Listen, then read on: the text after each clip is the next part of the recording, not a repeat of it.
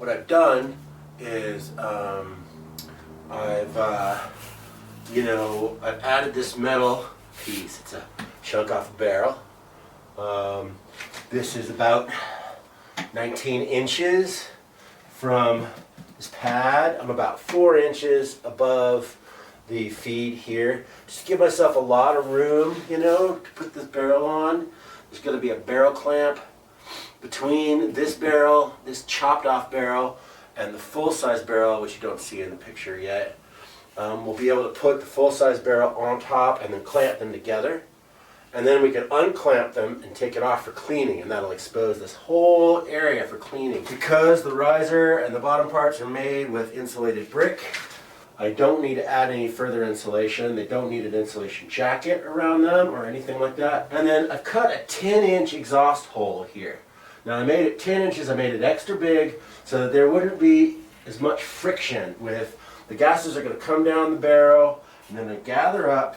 They're going to change directions here, and then they're going to be drawn into our bed, our big stratification chamber. The chimney is going to be an 8-inch chimney, but this leading into the bell is a 10-inch cutout. What I'm going to do next is I'm going to add at least 1 course of brick here to this. I want to take this riser up a little higher because the barrel is going to come up higher than we thought originally. And I think it's a really good opportunity to raise this riser.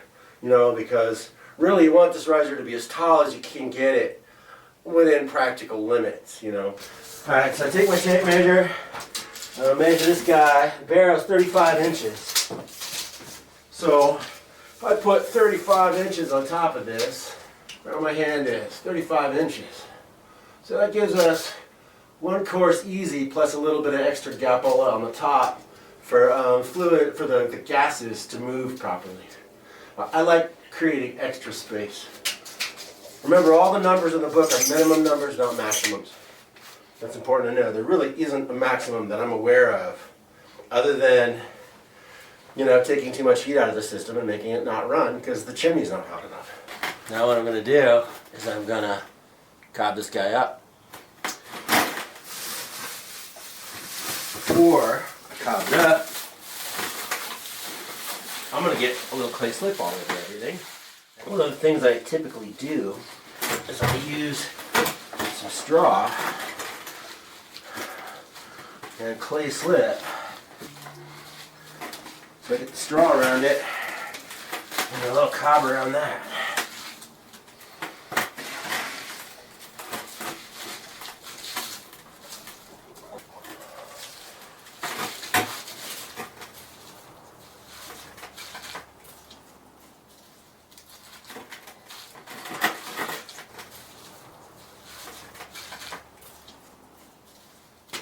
Now the cob will help hold that up.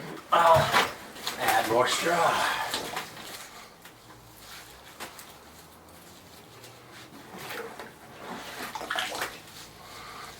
But won't the straw char away, you might ask? And I would say yeah, the straw that's right up against the feed box on the inside here, it chars out a little bit and it creates voids, which are insulation value. So I'm actually increasing the insulation value by a little bit around this box here by adding the straw, and then burning it out. It's not a fire hazard. You will hardly even notice that it's happening. Might not even notice that it's happening.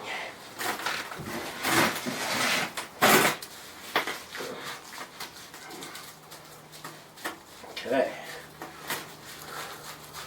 Now, in the natural building trades, this material I would call quote-unquote light straw clay or slip straw. Slip straw has very little slip in it, as little as you could get away with, that's light straw. I think of this as heavy straw because you're trying to get as much slip into it as you can get. Make it sticky. Hold itself together. Now I'm going to cap it up to in here someplace with cob and sort of trap it in, but leave a lot of room for plaster and things like that.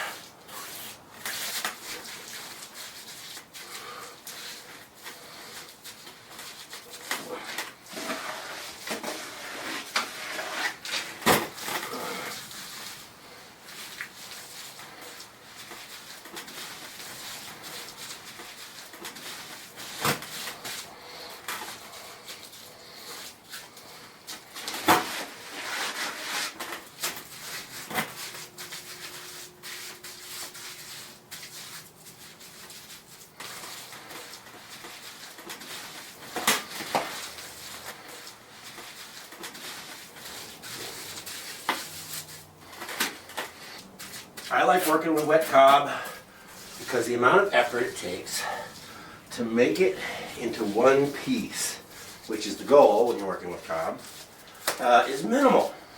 It wants to become one piece really easy. It practically just slumps together.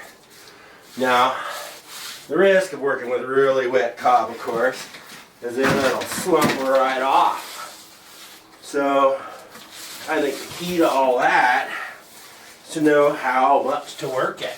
If you work it too much, you'll set yourself back. There's a lot you can do in the plaster layers to adjust shape. So, you know, I get the main volumes with the cob. This big chunky stuff, you know, it's big and chunky, and I can get a lot of volume work done fast. But then when it's time to do detail work, you know, I leave the detail work to my plastics. I'm not trying to get details with cob. Just getting the volumes right.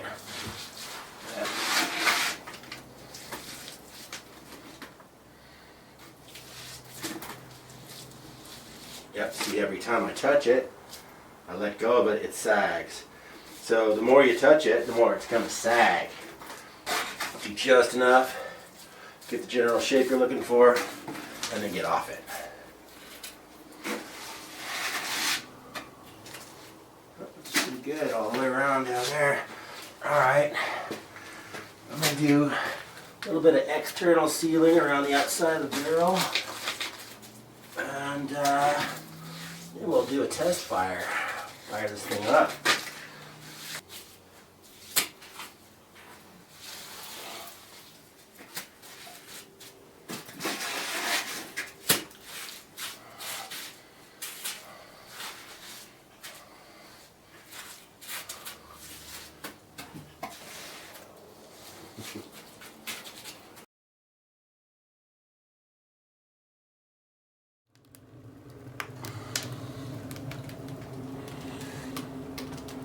Notice completely smokeless combustion at this point. You know, to be fair, there's not a lot that can go wrong with this stove right now. It's careful with the measurements, so we know the measurements are all good throughout the J.